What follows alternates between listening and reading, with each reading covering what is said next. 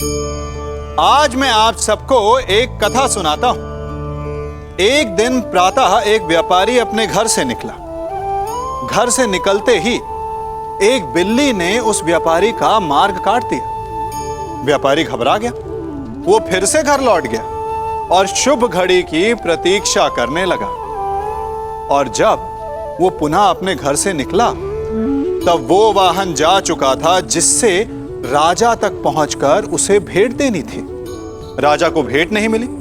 राजा क्रोधित हो गए। राजा ने उस व्यापारी का व्यापार बंद करवा दिया। इस कारण व्यापारी क्रोधित होकर घर पर अपनी पत्नी से लड़ बैठा।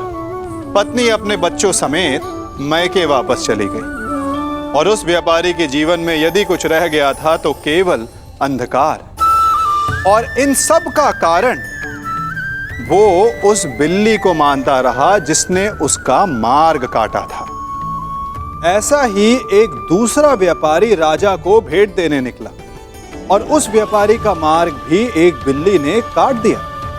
वो व्यापारी तनिक घबराया, परंतु उसने आगे बढ़ना अधिक उचित समझा। राजा तक वो समय पर पहुंचा। उसने राजा को भेंट दी। राजा प्रसन्न हुए और राजा ने व्यापारी को अपना व्यापार बढ़ाने की अनुमति दी, स्वर्ण आभूषण दी। जब व्यापारी घर पर पहुंचा तो पत्नी को आभूषण और अपने बच्चों को देने के लिए वस्त्र थे उसके पास। हर ओर प्रसन्नता थी। समझ रहे हैं ना?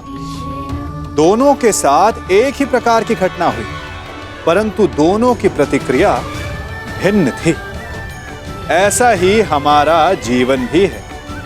हमारे जीवन में प्रारब्ध का अपना स्थान है, परंतु उससे कई अधिक महत्वपूर्ण हमारी प्रतिक्रिया, हमारे सोच का प्रभाव है, क्योंकि यही हमारे जीवन को आकार देते हैं। इसलिए अपनी सोच को सकारात्मक रखिए।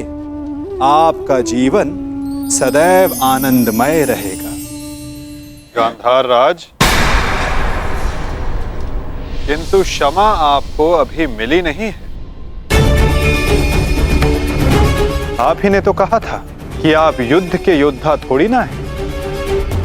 आप तो चौसर के खिलाड़ी हैं। हाँ, कहा था। तो क्यों ना आपके साथ एक चौसर की चाल हो जाए गांधार नरेश?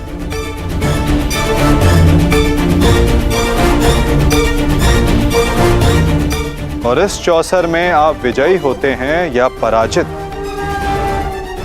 ये निर्धारित करेगा कि आप गांधार जाएंगे या यमलोक।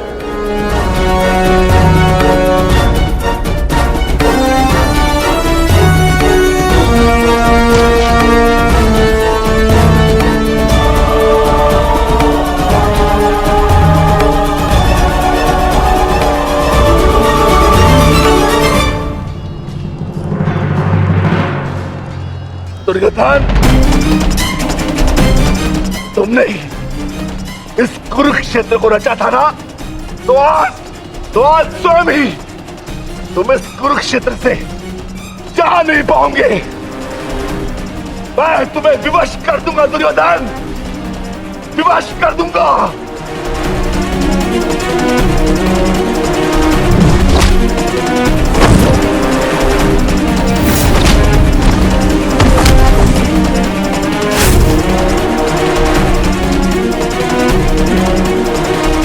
जिसने ये द्यूत सभा रची थी वो आज वहां से जीवित नहीं जाएगा।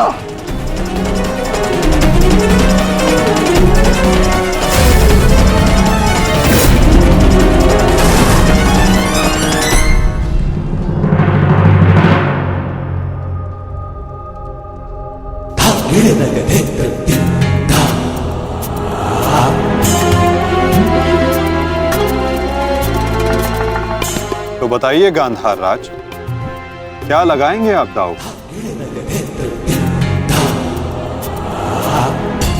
नग्न मनुष्य नहाएगा क्या और निचोड़ेगा क्या? गांधार बहुत दूर है और हस्तिनापुर इनके पास नहीं। इनके पास केवल बाकी है तो इनका शरीर और इनके वस्त्र।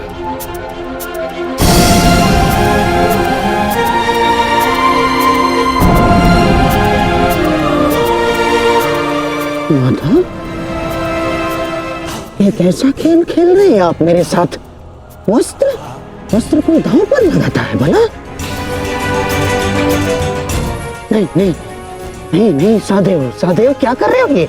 मैं नहीं खेलूंगा ये दांव, मैं नहीं खेलूंगा ये दांव। दाव तो आपको खेलना होगा गांधार राज, और द्यूत के नियम के अनुसार जब तक एक खिलाड़ी पूरी तरह से विजयी या पराजित नहीं हो जाता, वो खिलाड़ी खेल छोड़कर नहीं उठ सकता।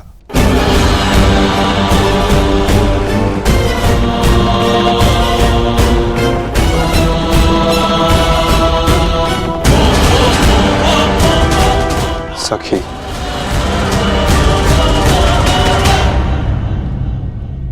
पासे फेंको।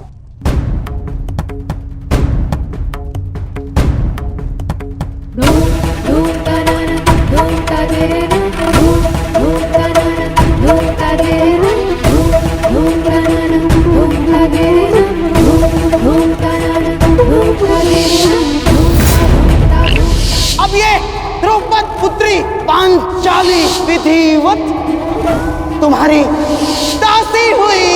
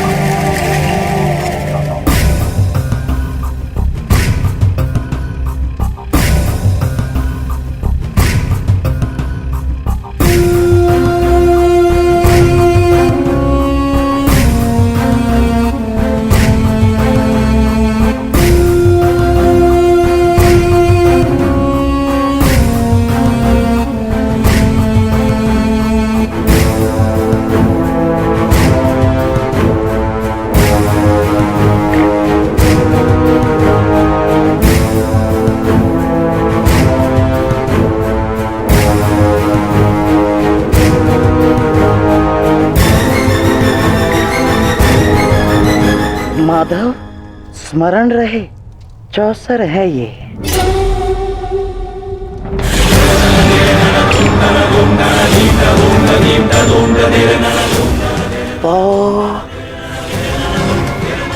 बारह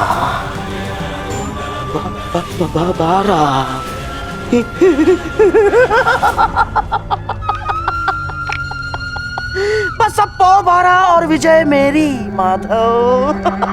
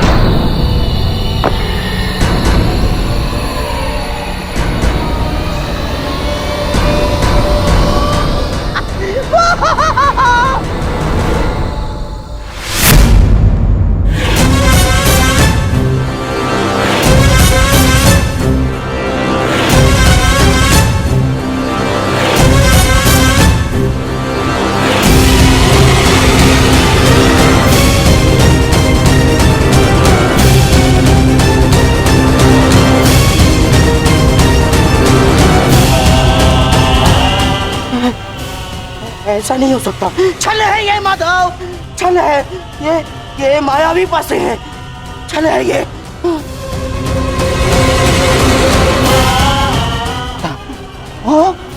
माता भूल गए मामाश्री, 14 वर्ष पूर्व ऐसे ही मायावी पासों से खेल खेला गया था, जिसके कारण ये महायुद्ध हुआ।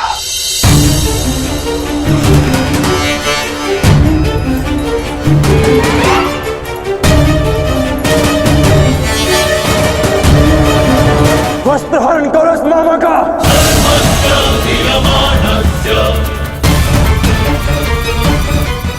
माधव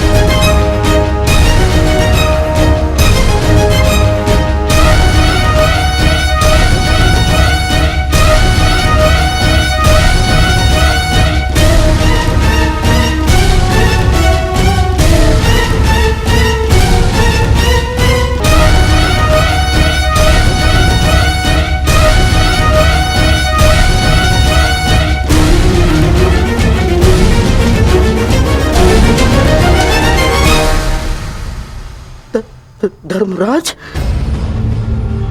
ये क्या है सब? मामाश्री, अगली चाल। अभी तो खेल प्रारंभ हुआ है गांधार राज। विराजिए।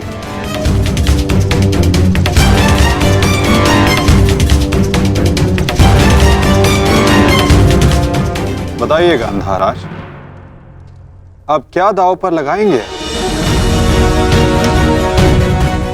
इनके मुख में 4 सोने के दांत हैं माधव, उन्हें लगाते हैं दांव पर। नहीं नहीं नहीं,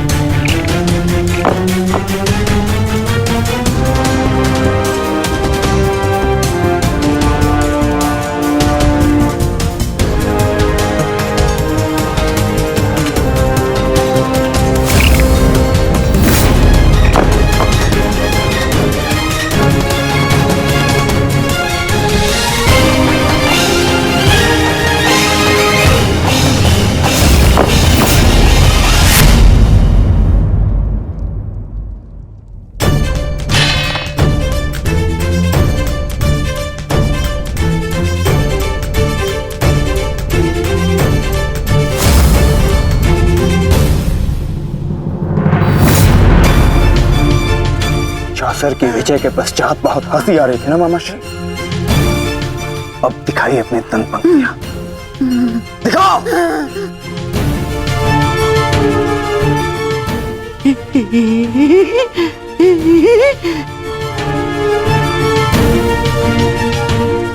और वो क्या था? साम दाम दंड भेद, युक्ति कपट छल चक्र षडयंत्र।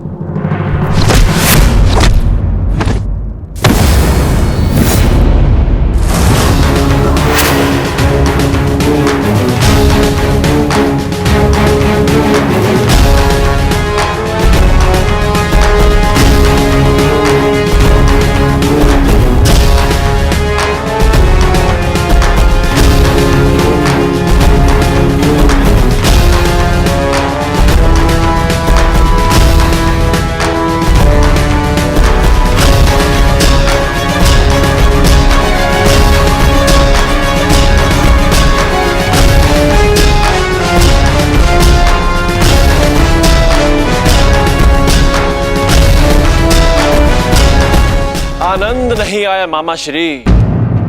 आपके कलुषित रक्त से सना स्वर्ण भी हमें नहीं चाहिए। कुछ और दाव पे लगाते हैं।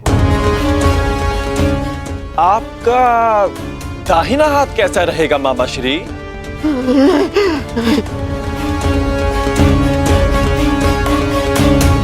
वही तो सबसे अधिक मूल्यवान है ना, उसी से तो आप पासे फेंकते हैं।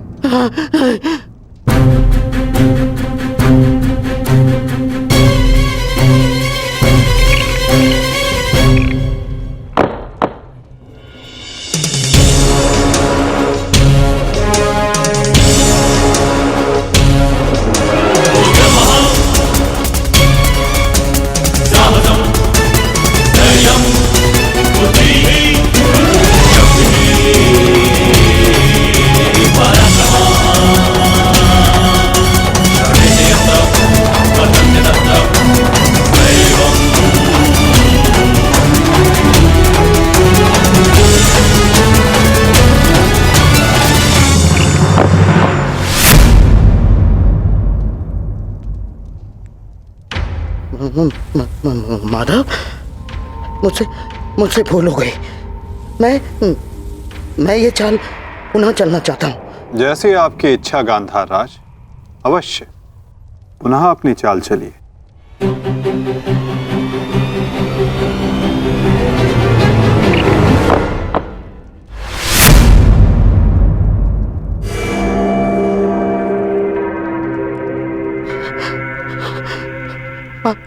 पांचाली, मुझसे भूल हो गई।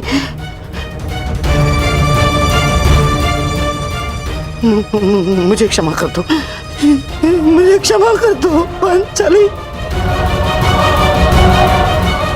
जो आप हार चुके हैं, पहले उसका मूल्य तो चुकाइए मामाश्री।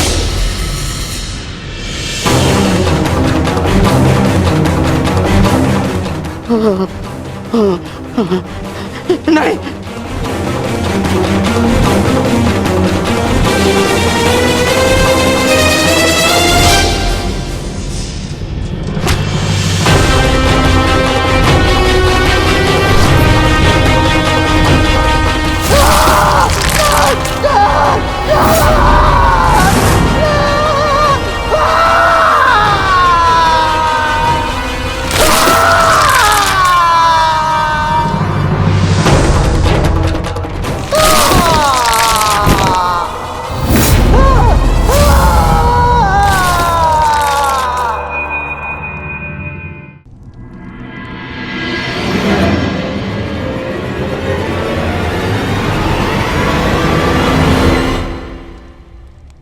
अगली चाल चलते हैं केशव।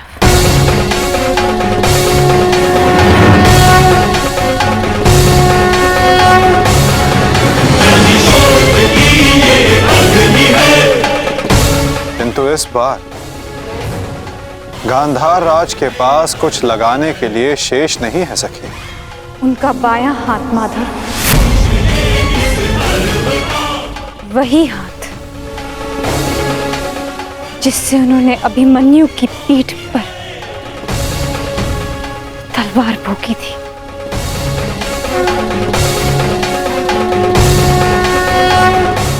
एक और चाल मामाश्री।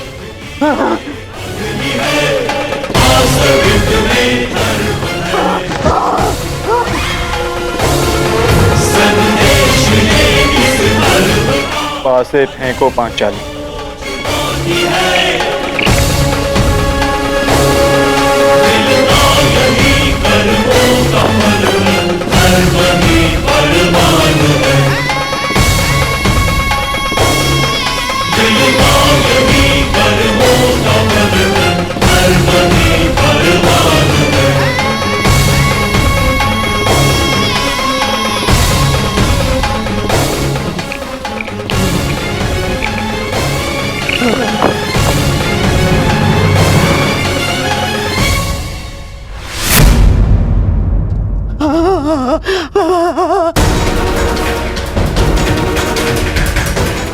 मुझे खेद है गांधार राज,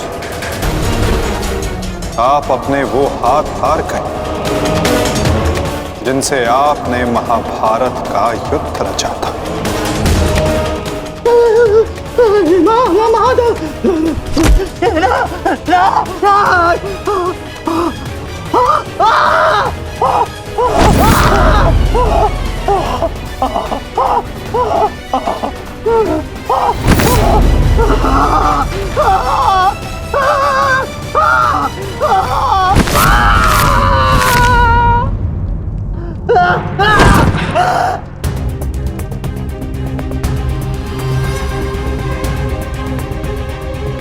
इनके हाथों का दोष कम, इनके उस मन, उस मस्तिष्क का दोष अधिक था। उस द्यूत में, उस लाक्षागृह की अग्नि में इनके मन का नाश करो पार्थ।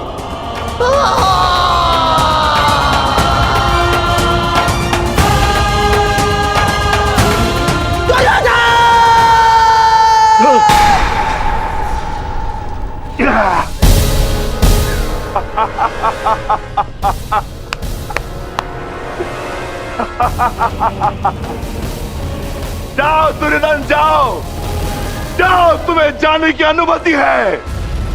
जाओ और जाकर अपने प्रिय महाराष्ट्री को अंतिम विदाई दो।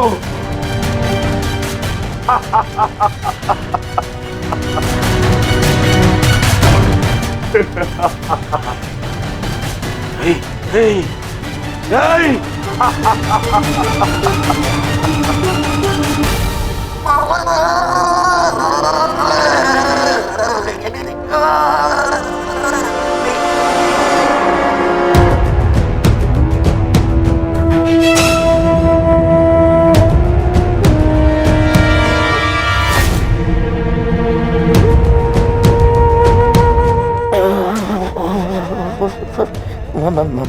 माधव, इतनी पीड़ा क्यों? मुझे इस पीड़ा से क्यों नहीं कर देते? जो पीड़ा इतने वर्षों तक आपने पांचाली और पांडवों को दी गांधार नरेश, कदाचित उसके समक्ष आपकी ये पीड़ा कुछ भी नहीं। जो बोओगे वही काटोगे,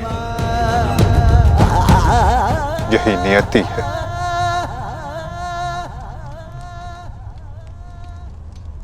आज आपसे तनिक पीड़ा सहन नहीं हो रही गांधार राज, और उस पीड़ा का क्या जो आपने पांचाली को दी थी। स्मरण करने का प्रयास कीजिए गांधार नरेश, अनुभव करने का प्रयास कीजिए उस पीड़ा का।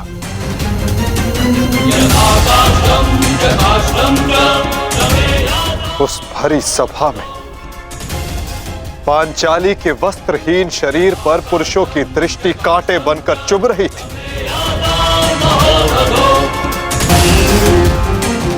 स्मरण है गांधार राज कि किस प्रकार उस सभा में पांचाली गिड़गिड़ाई थी, किंतु तब भी आप सब में से किसी ने एक ना सुनी।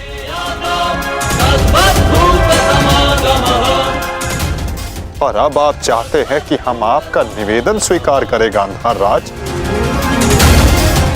आप वो अधिकार खो चुके हैं।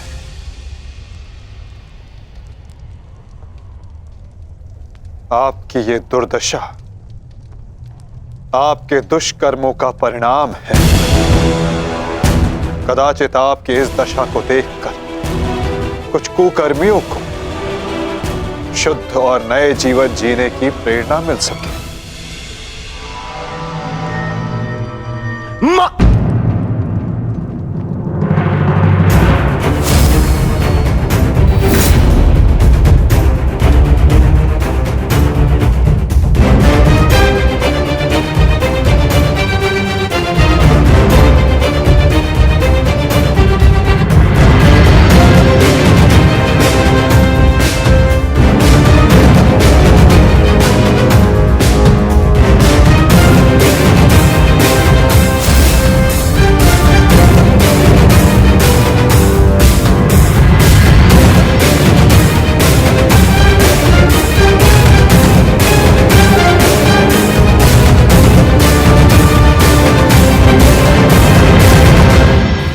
हम तुम्हारी प्रतीक्षा करेंगे अनुज। जाओ, जाकर मामा श्री को अंतिम विदा दे दो।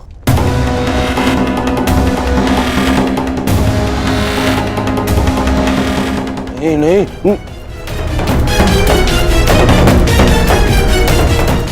नहीं मामा, नहीं।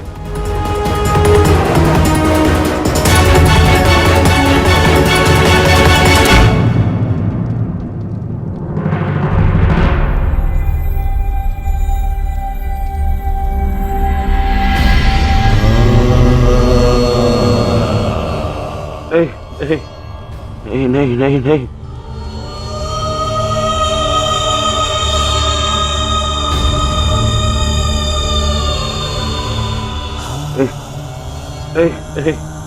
नहीं, नहीं नहीं नहीं नहीं मामा, नहीं नहीं नहीं नहीं नहीं मामा, नहीं नहीं नहीं नहीं नहीं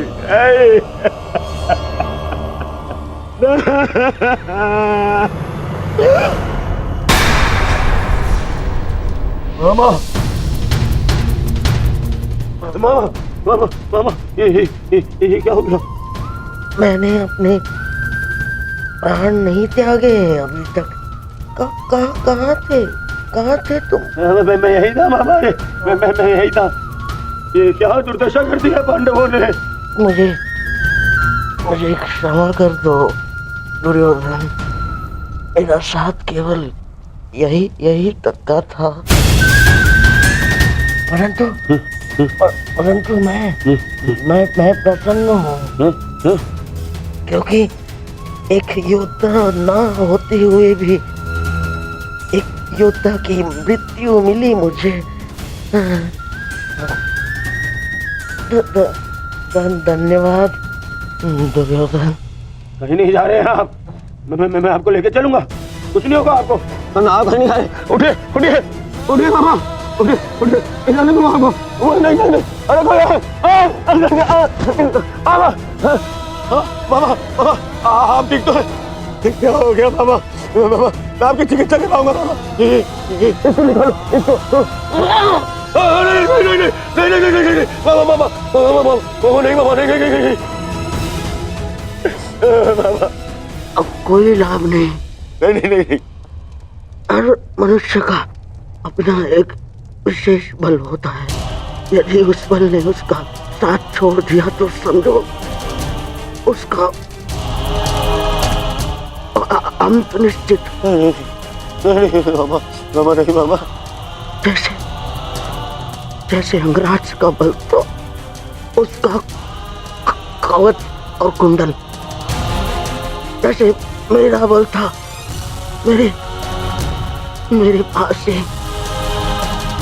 अब यदि अंतिम समय में मेरे पासों ने मेरा साथ छोड़ दिया तो अब कोई कुछ नहीं कर सकता दुर्योधन। नहीं नहीं नहीं मामा, अरे ये जिस गांधार नरेश की नीति से सारा भारतवर्ष कांपता है, इतनी निर्दयता से उसको मारा इन पांडवों ने। हाँ क्या हाल कर दिया है तुम्हारे और बाकी सबके ऊपर। अत्याचार इन पांडवों ने किया है, उसका प्रतिकार आपका भांजा लेगा मामा। मैं छोड़ दूंगा मामा। नहीं दुर्योधन, वास्तविकता तो ये है कि मेरी ये दशा मेरे ही निर्दयी कर्मों का फल है। इस आशा का कारण केवल और केवल मैं स्वयं हूँ, और फिर भी मैं तुम्हें विजयी देखना चाहता हूँ दुर्योधन। तुमने बचपन से मेरी हर बात सुनी और मानी भी, और आज भी तुम्हारे हित के लिए एक बात करना चाहता हूँ तुमसे। बोलो बाबा। दुर्योधन, चले जाओ।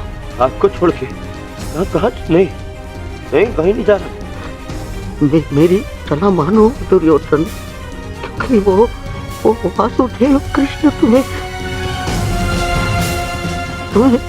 जीवित नहीं छोड़ेगा, और वो विकोदर भीम उसकी प्रतिज्ञा अवश्य पूर्ण करेगा। दुर्योधन, मैं नहीं चाहता कि मेरी बहन और जीजाश्री के अंतिम संस्कार के लिए कोई शेष न बचे। परिस्थिति को समझो दुर्योधन, तुम आज कुरुक्षेत्र नहीं जाना। आप मुझे भागने की सलाह दे रहे हैं मामा? ना ना ना, मैं तुम्हें भागने की सलाह नहीं दे रहा हूँ, मैं तुम्हें जाने की सलाह दे रहा हूँ। दुर्योधन, यहाँ से जाओगे तो जीवित रहोगे, और यदि जीवित रहोगे तो कल लड़ पाओगे। इस समय तुम मन से टूटे हुए हो दुर्योधन, और यही उस वासुदेव कृष्ण की नीति है कि तुम्हें थकाकर तुम्हें निशस्त्र कर दे।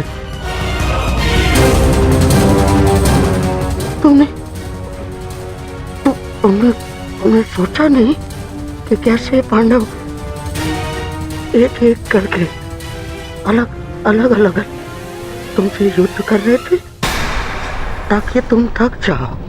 ये उस वासुदेव कृष्ण की नीति है तुम्हें परास्त करने की। वो अवश्य कोई चाल चल रहा होगा। यहाँ पास में एक सरोवर है दुर्योधन, उसके तल में एक कुआं है जहाँ सरलता से छिपा जा सकता है। वहाँ जाओ, विश्राम करो और अपनी शक्ति पुनः अर्जित करो। मेरी बात मानो। तुम्हें मेरी सौगंध। सरोवर में जाओ, अपने मामा की अंतिम इच्छा का पालन करोगे ना? अपने मामा की अंतिम आज्ञा का पालन? हाँ मामा, मैं आपकी अंतिम इच्छा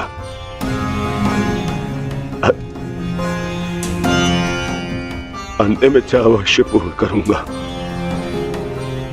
मैं सरोवर जाऊंगा, परंतु छिपने नहीं मामा, जल साधना के लिए, ताकि उन पांडवों से मैं आप पर और बाकी सब पर किए अत्याचार का प्रतिकार ले सकूं। मामा, मैं इस युद्ध को समाप्त अवश्य करूंगा। आपका ये भांजा इस युद्ध को समाप्त करेगा। प्रसन्न रहो।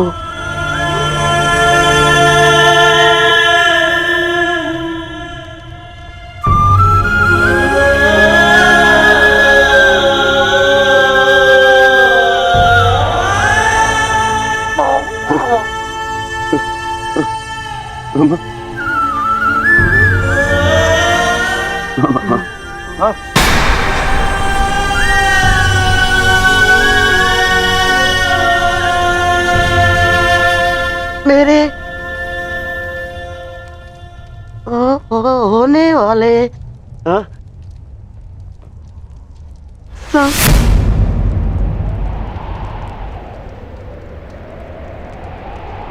सम्राट,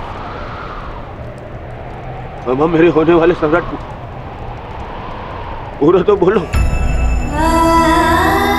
मामा,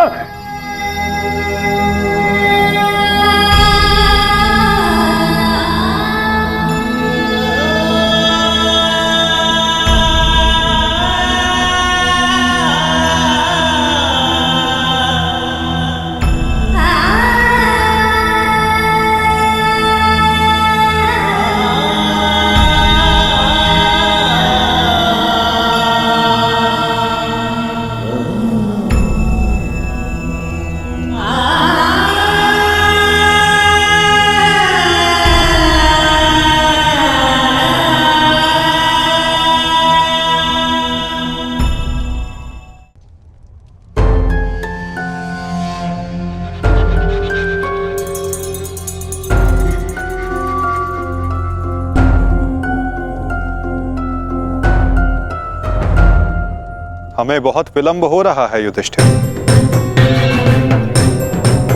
दुर्योधन को गए बहुत समय हो गया है। अब दुर्योधन को बाहर बुलाने का समय आ गया है। प्रतीत होता है कि अपने अंत से डर के भाग गया है वो कायर। इसका अर्थ युद्ध समाप्त हुआ। परंतु ज्येष्ठ, मेरी प्रतिज्ञा तो पूर्ण होना भी शेष है।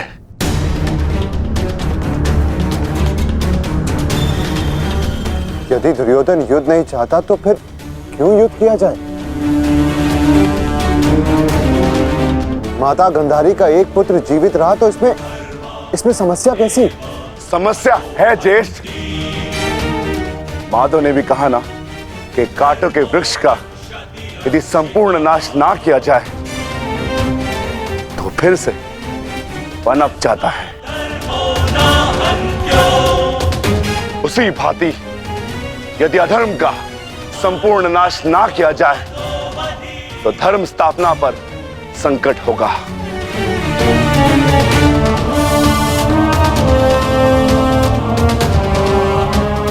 आपको हो क्या गया ज्येष्ठ? हमारे साथ हुए अन्याय को इतना शीघ्र मत भूलिए। क्या आप भूल गए पांचाली के अपमान को? क्या भूल गए हम सब की प्रतिज्ञाएं?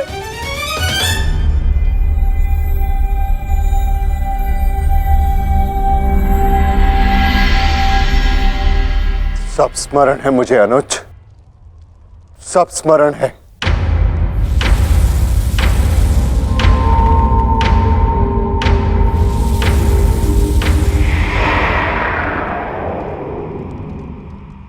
परंतु मुझे तुम्हारी चिंता है। तुम जानते हो दुर्योधन के वज्र शरीर का कोई तोड़ नहीं, जानते हो ना? इसीलिए उससे द्वंद्व करना व्यर्थ है। माता गांधारी के वरदान ने उसे अजय बना दिया है।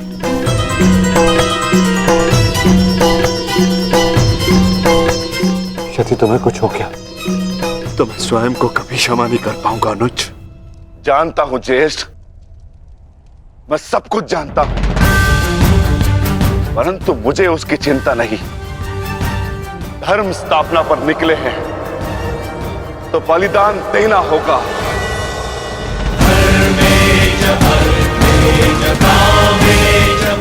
यदि उसके लिए मेरे प्राण क्यों न चले जाए, परंतु मैं प्रयास करना नहीं छोड़ सकता। परंतु दुर्योधन का वध करोगे कैसे? शेषगढ़ ने माता कुंती को वचन दिया था कि उनके 5 पुत्र जीवित रहेंगे। क्या तुम उनके वचन को झूठा हो जाने दोगे? हाँ?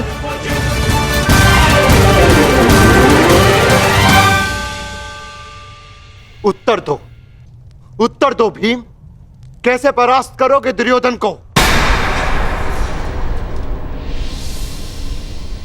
जोड़ पर से प्रत्येक वस्तु दुर्बल होती है धर्मराज। दुर्योधन की जंघा और उसकी कमर का जोड़ अभी भी मानविक है।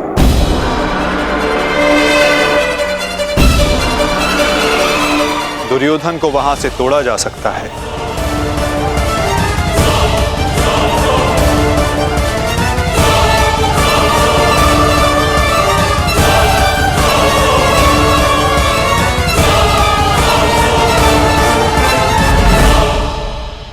परंतु यह अधर्म होगा माधव।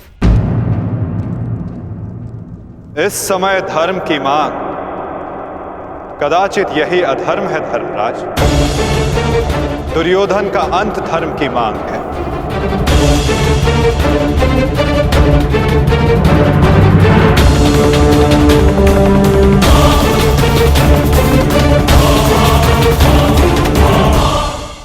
कभी किसी सुरंग से बाहर निकले हैं आप? कैसा ना भूल पाने वाला अनुभव होता है ना, कितना भयावह अनुभव होता है। मानो हर पल ऐसा लग रहा होता है कि यदि इस सुरंग में बंद हो गए तो क्या होगा, कैसे निकलेंगे इस सुरंग से। सर्वत्र अंधकार होता है।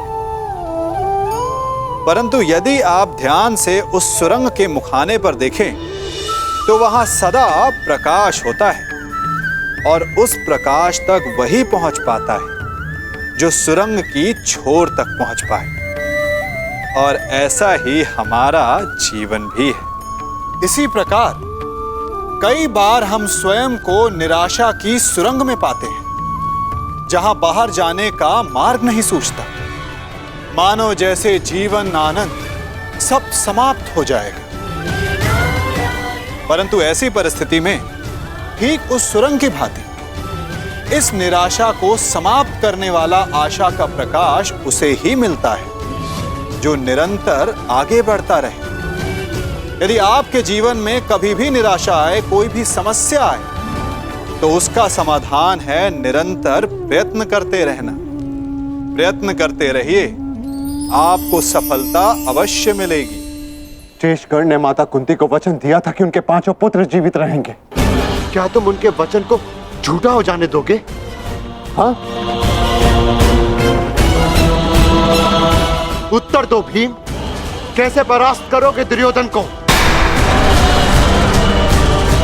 जोड़ पर से प्रत्येक वस्तु दुर्बल होती है धर्मराज। दुर्योधन की जंघा और उसकी कमर का जोड़ अभी भी मानविक है।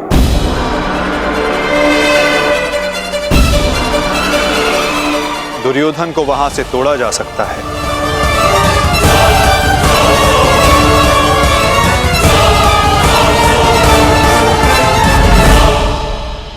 परंतु यह अधर्म होगा माधव। इस समय धर्म की मांग कदाचित यही अधर्म है धर्मराज। दुर्योधन का अंत धर्म की मांग है।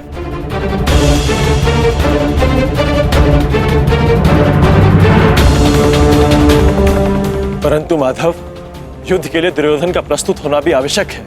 यदि दुर्योधन हम सबके समक्ष प्रस्तुत नहीं होते तो हमें दुर्योधन के समक्ष प्रस्तुत हो जाना चाहिए।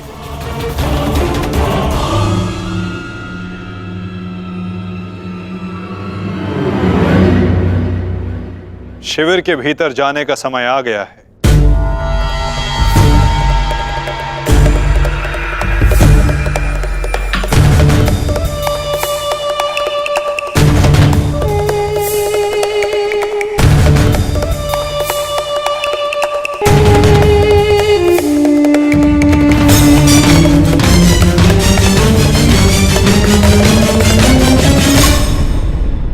याद तो कोई भी नहीं है। मैं भी दूसरे कक्ष में जाकर देखता हूँ। मैं भी तुम्हारे साथ चलता हूं नकुल। मैं उस ओर देखता हूँ।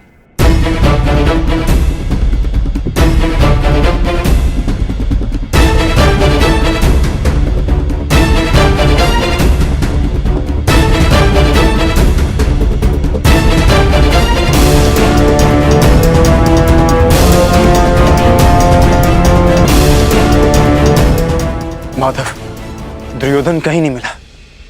अब हम क्या करें? रक्त और पाप अपने चिन्ह छोड़ ही जाते हैं पार्थ। और यदि रक्त एक पापी का हो तो वो कभी नहीं छिपते।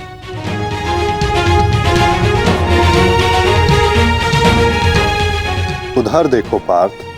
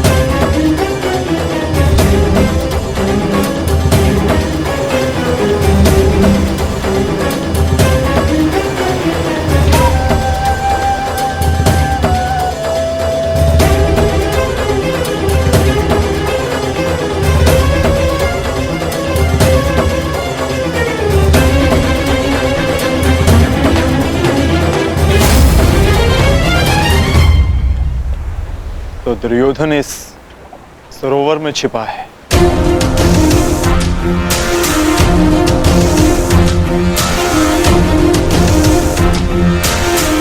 आवाहन दो विकोदर।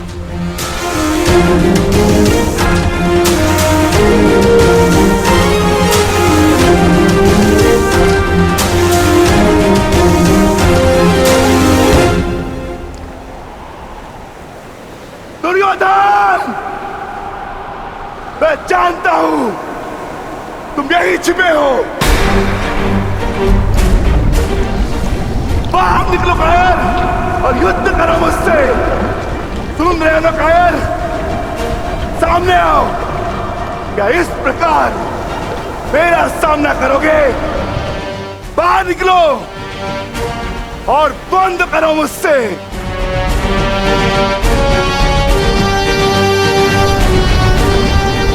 आज तुम्हारे मामा श्री तुम्हारा साथ छोड़कर चले गए और शीघ्र ही मैं तुम्हें उनके पास भेज दूंगा।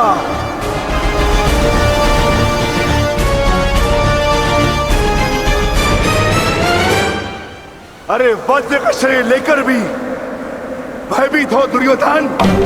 महारथी कर्ण को अपना मित्र कहते हैं ना, किंतु आज यदि कर्ण तुम्हें इस दशा में देख लेते तो उन्हें भान हो जाता कि उनका मित्र एक शूरवीर योद्धा नहीं, बस एक कायर है। और उन्हें लज्जा आएगी उस क्षण पर जिस क्षण उन्होंने तुम्हारा साथ देने का निर्णय किया।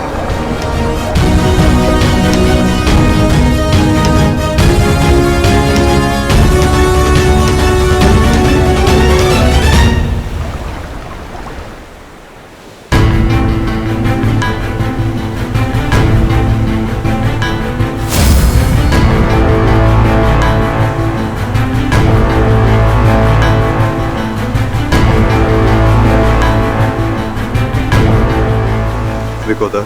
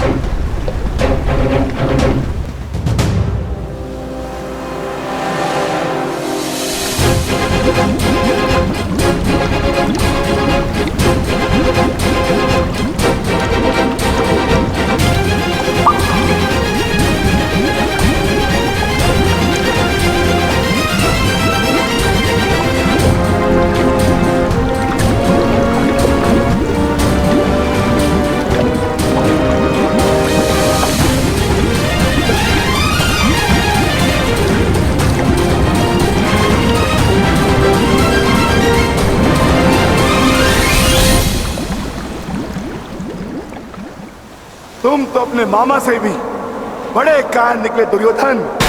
विश्वास नहीं होता कि तुम वही दुर्योधन हो जिसे ज्येष्ठ कर्ण हस्तिनापुर का महाराज बनाना चाहते थे। मेरा चयन बिल्कुल ठीक था। दुर्योधन तुमसे बेहतर राजा होगा।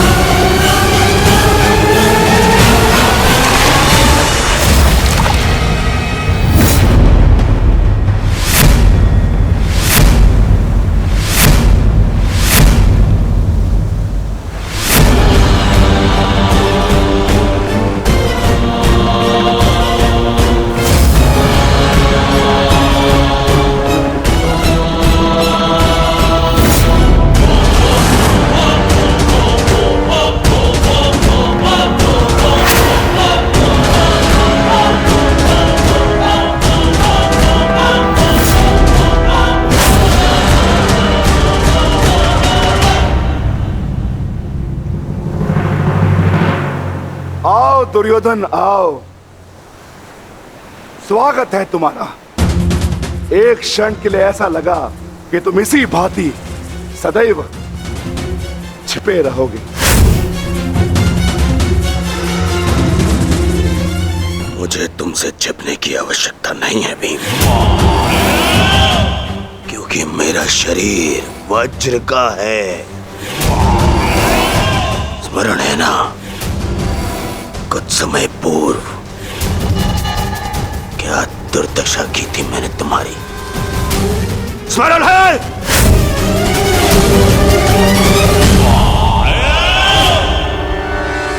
दुर्योधन सत्य कह रहे हैं विकोदर। दुर्योधन छिप नहीं रहे थे, वो तो जल साधना में लीन थे।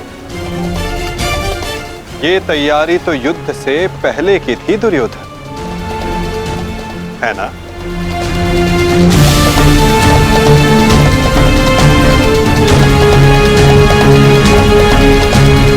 अद्भुत, एक बार फिर तुमने मुझे चौंका दिया। हाँ, मैं जल साधना कर रहा था जो मेरे गुरु बलराम ने मुझे सिखाया है।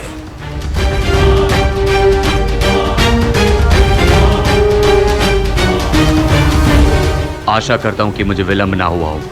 जो चाहे साधना कर लो दुर्योधन, परंतु आज तुम्हें मुझसे कोई नहीं बचा सकता। बड़े निश्चित हो मेरी मृत्यु को लेकर।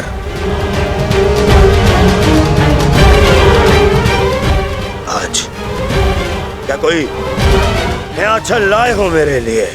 हाँ, कोई छल नहीं होगा, युद्ध करो।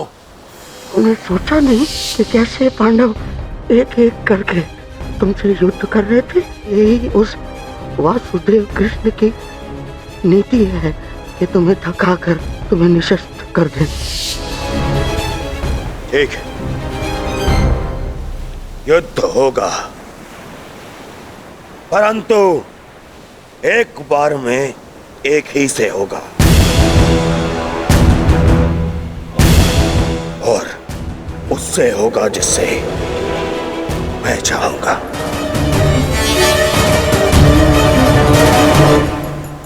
स्वीकार है।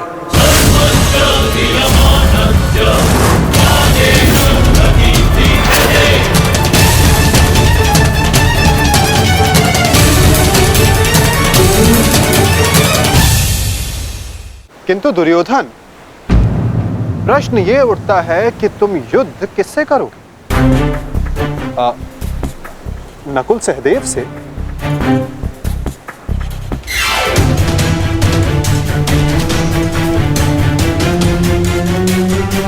हाँ, उचित है।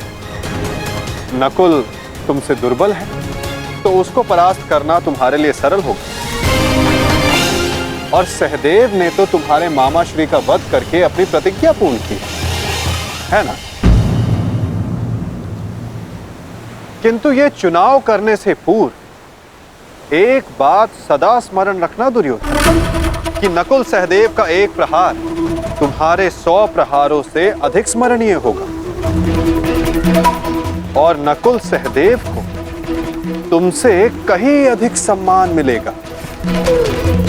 हाँ, कदाचित इस द्वंद्व में, इस महाभारत में तुम भले ही विजयी हो जाओ, किंतु सदा के लिए तुम अपना मान, सम्मान और यश खो बैठोगे दुर्योधन।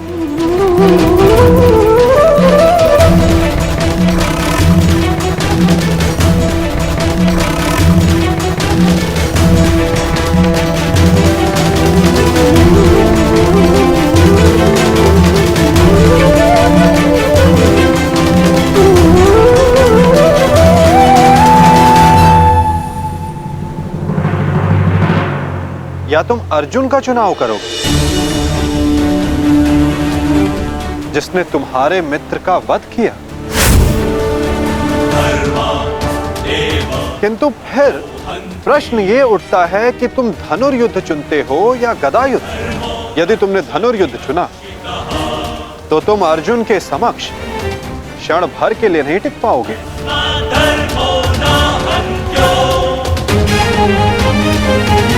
और यदि तुमने गदा युद्ध चुना तो समस्त संसार तुम्हें इस अन्यायपूर्ण चुनाव के लिए सदा धिक्कारता रहेगा।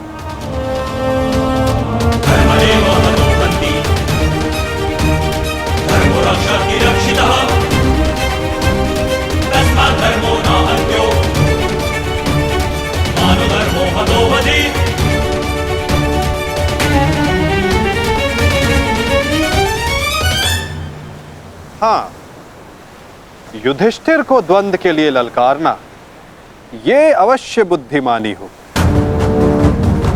क्योंकि यदि राजा को मारोगे तो सेना तो स्वयं परास्त हो जाएगी। किंतु ये बात स्मरण रखना दुर्योधन, यदि तुमने ऐसा किया तो समस्त संसार तुम्हें उस कायर की भांति स्मरण करेगा जिसने स्वयं से निर्बल को परास्त करने का विकल्प चुना।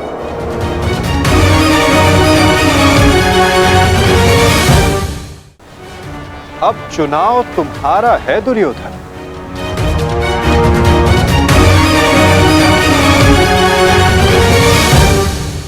नहीं चलिए, ये फिर तुम्हारा कोई छल है। मेरा चुनाव केवल वो होगा जिसकी मृत्यु मेरे 99 भाइयों के लिए श्रद्धांजलि होगी। परिणाम चाहे जो भी हो, दुर्योधन केवल एक महान योद्धा के रूप में जाना और पहचाना जाएगा।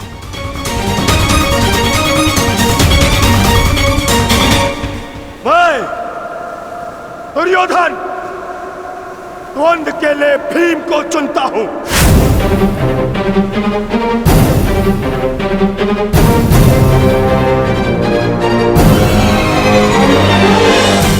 और इसे मारने के पश्चात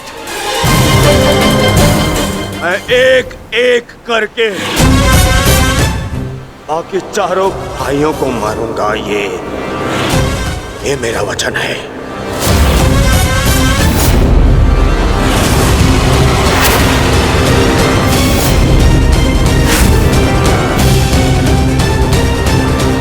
तो प्रतीक्षा किस बात की है दुर्योधन? अब समय ही बताएगा कि तुम मुझे मारकर अपने 99 भाइयों को श्रद्धांजलि दोगे या मैं तुम्हें उनके पास पहुंचा दूंगा।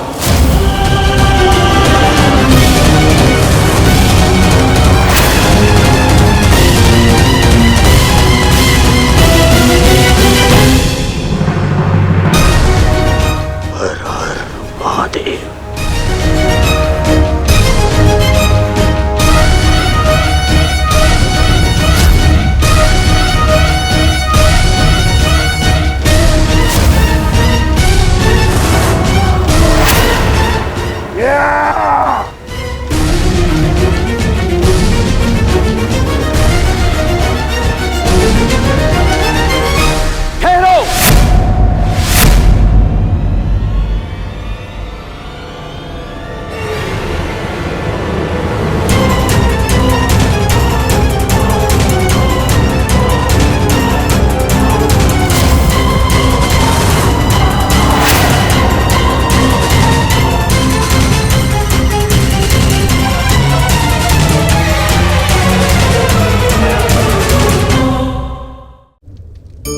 हमारे जीवन में समय का बड़ा महत्व है ना?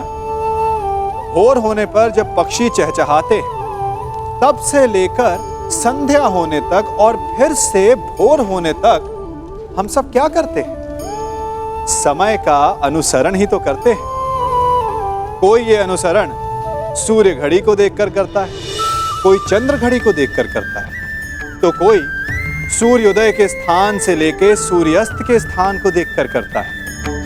परंतु इस चक्र को देखकर क्या हम उससे कुछ समझ पाते हैं? नहीं। जो ये देख सकता है वो जानता है कि समय किसी भी पल नहीं रुकता, वो एक क्षण के लिए नहीं ठहरता, वो निरंतर आगे बढ़ता रहता है। इसी कारण किसी भी घटना का प्रभाव समय पर नहीं पड़ता, जिस दिन आप रुकना छोड़ देंगे और निरंतर आगे बढ़ना सीख जाएंगे, तो आपका जीवन, सफलता और भाग्य आपकी मुट्ठी में होगा।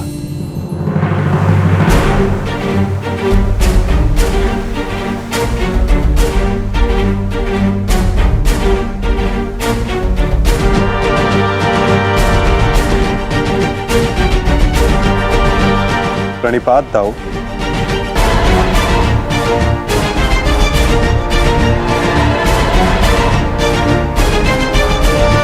प्रणिपात गुरुदेव।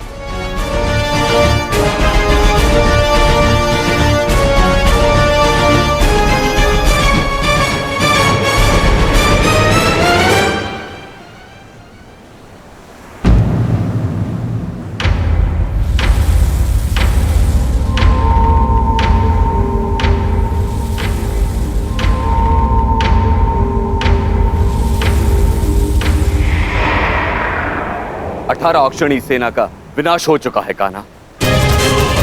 आर्यव्रत के सभी महारथी काल के गाल में समा चुके हैं। अब और कितनी आहुति दी जाएगी इस युद्ध में कान्हा? उत्तर दो। बंद करो ये विनाश, बंद करो ये महाभारत अब।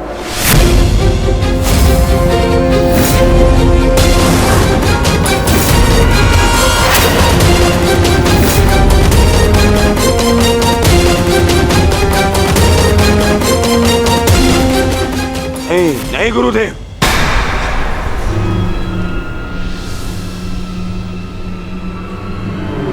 मैं इतना कुछ खो चुका हूं कि अब जब तक मेरा प्रतिशोध पूर्ण ना हो जाए, ये युद्ध समाप्त नहीं हो सकता। और ना ही मैं अपनी प्रतिज्ञा पूर्ण होने से पूर्व इस युद्ध को समाप्त होने दूंगा।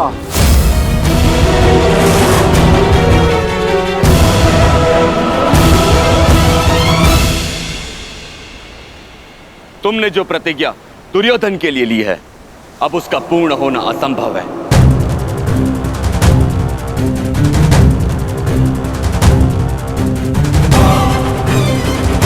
क्योंकि गदा युद्ध में कमर से नीचे प्रहार करना नियम के विरुद्ध है। और तुमने प्रतिज्ञा ली है दुर्योधन की जंगा तोड़ने की।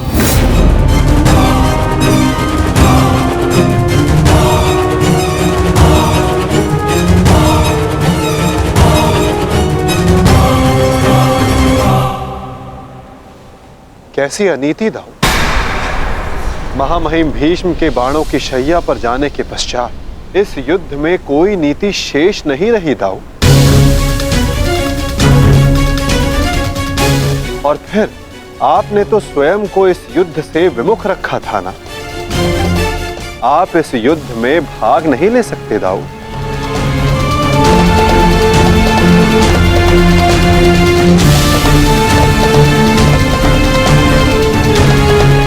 ये युद्ध धर्म स्थापना के लिए है दाऊ।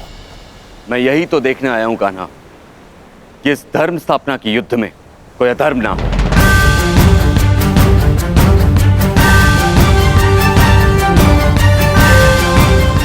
निश्चित रूप से मैं इस युद्ध में सम्मिलित नहीं होऊंगा, परंतु शरणागत की पुकार सुनना मेरा धर्म है। मैं नहीं चाहता कि कल को संसार ये कहे कि यदुवंश के कान्हा के होते हुए अधर्म हुआ।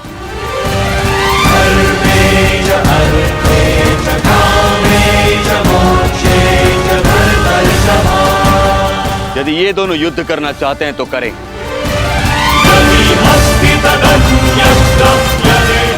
इस युद्ध का निर्णायक मैं बनूंगा।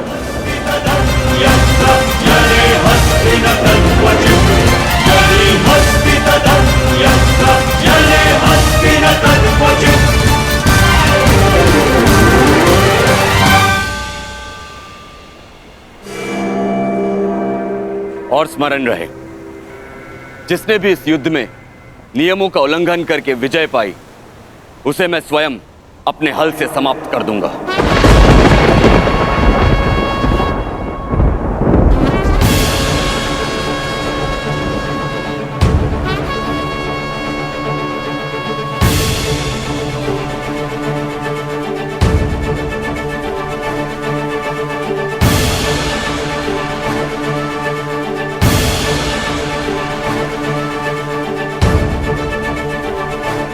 नियम वही होंगे जो गदा युद्ध में लागू होते हैं।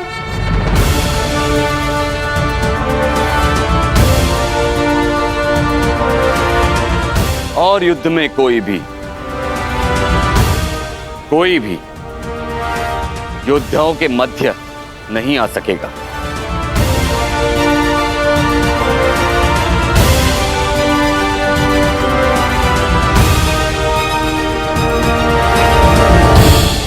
इस द्वंद्व का विजेता इस युद्ध का विजेता माना जाएगा।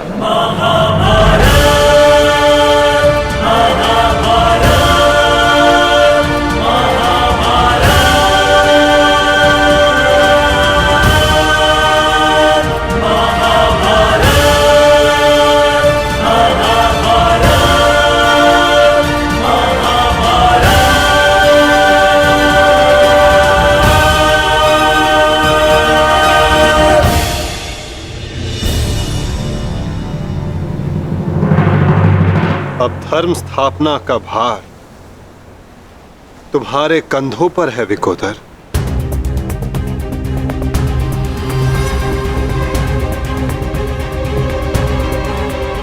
यदि मेरे कंधों पर कोई भार है तो केवल मेरी प्रतिज्ञा का, जिसे मैं अवश्य पूर्ण करूंगा।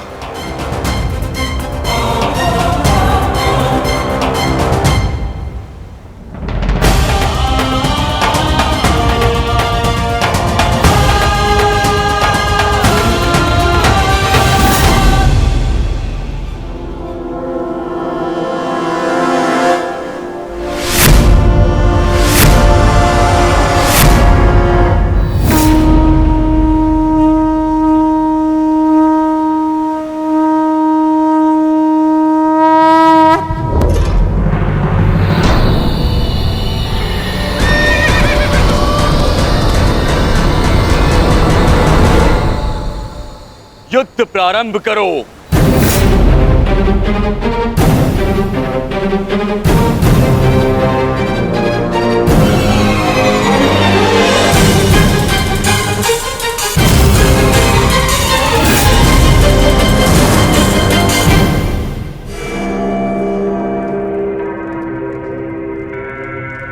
अब विजय और पराजय इस द्वंद्व पर निर्भर करेगी महाराज।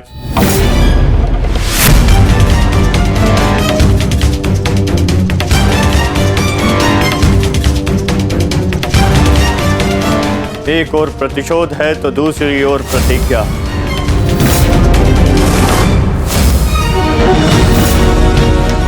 गुरुकुल के दो सर्वश्रेष्ठ गदाधारी आज एक दूसरे के विरुद्ध खड़े हैं महाराज, और महाबली बलराम निर्णायक है महाराज।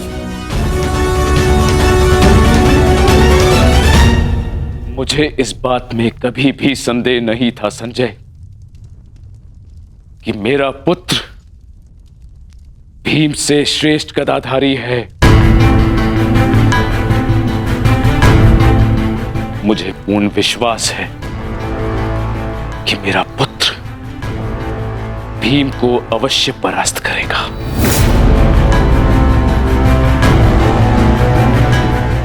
परंतु मुझे चिंता थी तो केवल वासुदेव की, कि कहीं वो किसी प्रकार का छल ना करे। परंतु अब गांधारी के वरदान फल स्वरूप न भीम दुर्योधन का कुछ बिगाड़ पाएगा, और हलधर बलराम के मध्य में उपस्थित होने के कारण वासुदेव भी हमारे पुत्र के साथ कोई छल नहीं कर पाएंगे। हस्तिनापुर में उत्सव की तैयारी करो। मेरा पुत्र इस संसार का सबसे बड़ा युद्ध जीत कर आने वाला है। हाँ, तैयारी करो।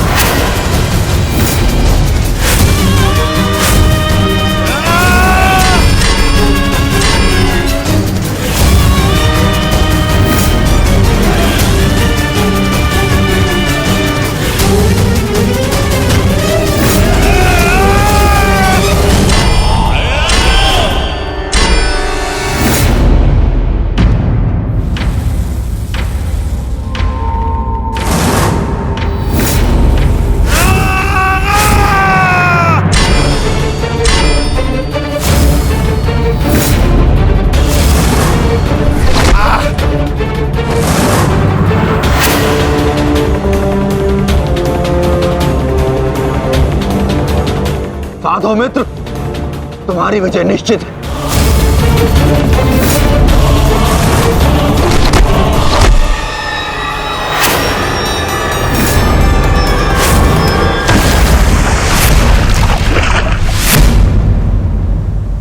माधव, यदि ऐसा ही चलता रहा तो भीम दुर्योधन के आगे अधिक समय तक टिक नहीं पाएगा।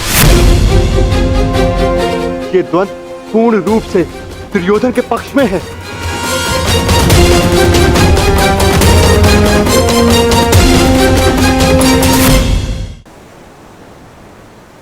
धर्म स्थापना का मार्ग सरल कहां होता है धर्मराज? उसमें अनेकों कांटे होते हैं, अनेकों ठोकरें होती हैं, अनेकों आघात होते हैं। महाबली बलराम अब इस युद्ध के निर्णायक हैं। युद्ध का परिणाम इस द्वंद्व पर निर्भर है।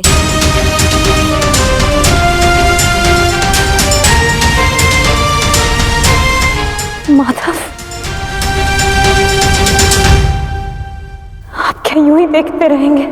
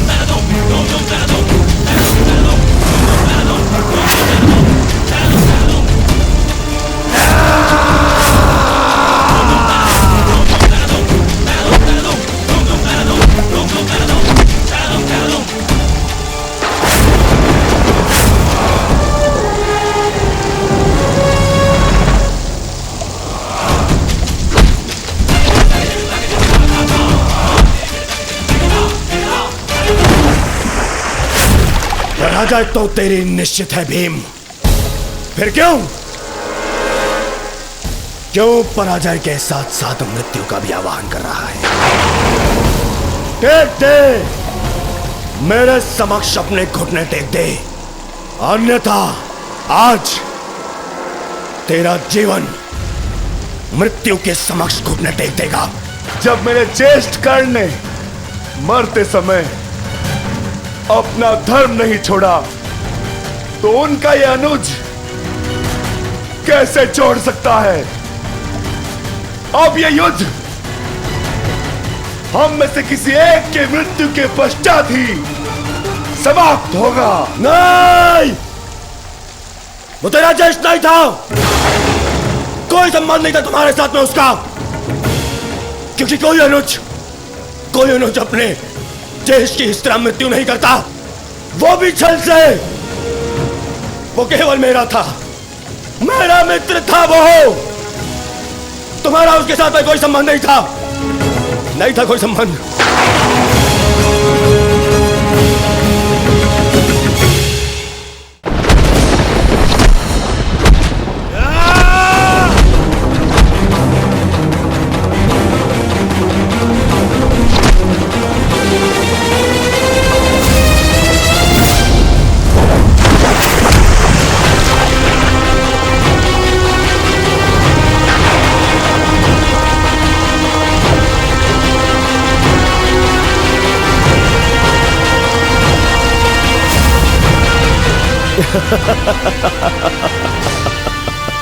क्यों पांडवों, आनंद आ रहा है? अपने अनुज को ऐसे देखकर आनंद आ रहा है?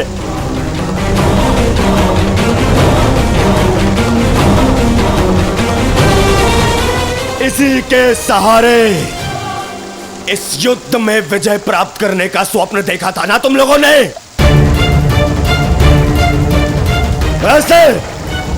ऐसा दिलाएगा ये तुम्हें विजय? हाँ, देखो